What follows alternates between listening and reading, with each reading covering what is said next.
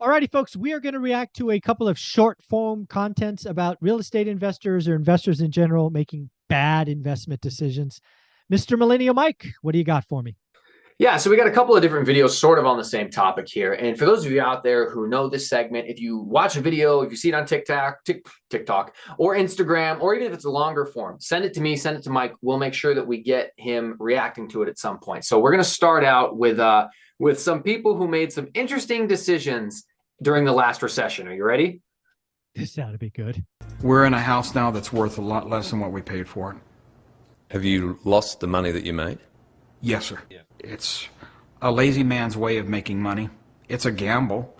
But at that time, we didn't look at it as being a gamble. We really saw it as a sure thing. We really thought that we could move into this house, keep it for a year, and then turn around and sell it and have our retirement money and our retirement house paid for. All right, Mike. So that was a common strategy that led to the fall in housing prices and the recession last time. What do you think? I mean, that undersells it. I mean, last time we're talking 2005, 2006, you couldn't go anywhere with people not flipping contracts and not even like this gentleman, right? He bought a home, lived in a year, was going to sell. I knew people that were buying new builds and the contract would trade 3 or 4 times every time, going for 50 grand more. It was a crazy environment that was totally unhealthy, total gamble, total speculation. And we deserved to pay that price. It was, I hope to never experience that kind of unhealthy market again. Right, right. Yeah, another major contributing factor will pop up in the next video. But yeah, I mean, I see it and I sit there and I say to myself, why did people make these choices? Why would you? I mean, I guess people were really selling hard. Real estate always goes up. There's going to be no negative consequences. But I would never think, oh, I'll just buy this house, struggle to make the payments for 1 year, but I can sell it at double the value and there's my retirement. I mean, it sounds too good to be true. Why did people buy into that? What was going on at the time? I was only like 16. Well, we had about an 18 or 24-month period where everybody that tried this won. So kind of like Airbnb, kind of like, syndication era now.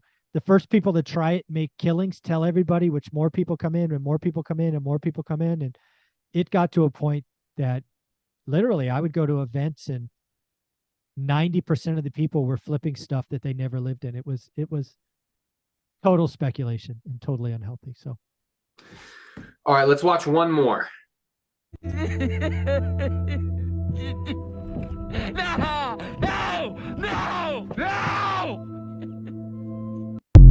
Okay, so for those of you who don't know, the way that short form content works is they'll take something like that. That sound comes from the movie Interstellar, where Matthew McConaughey's he's traveling through time and trying to tell his past self not to do something. So then people will apply it to a very poor real estate decision, like losing thousands of dollars on an adjustable rate interest mortgage. And so, so what do you think about that? yeah, I mean, if you sign an ARM in 2022 when rates were sub 3, Yikes. yeah, there are very few things that's going to hurt. That's going to leave a mark. Yeah. That's not good. That's not good. Yeah. Yeah. I mentioned in our earlier discussion that I have no adjustable rate mortgages at all, but I have a HELOC and that has an adjustable rate mortgage. And just the small amount of money that I took out on my HELOC to do some remodeling in a burst strategy project I did, watching that payment double sucked. Now, I still made all my money back. I didn't get hurt. I was fine. But like, that was a tiny payment. Imagine if your $2,000 mortgage payment doubled. Terrible. Yeah, that would suck. That would suck. All right, Mike, I got another couple of videos, but we'll do them in a separate segment. So stay tuned for the next one. We'll see you there.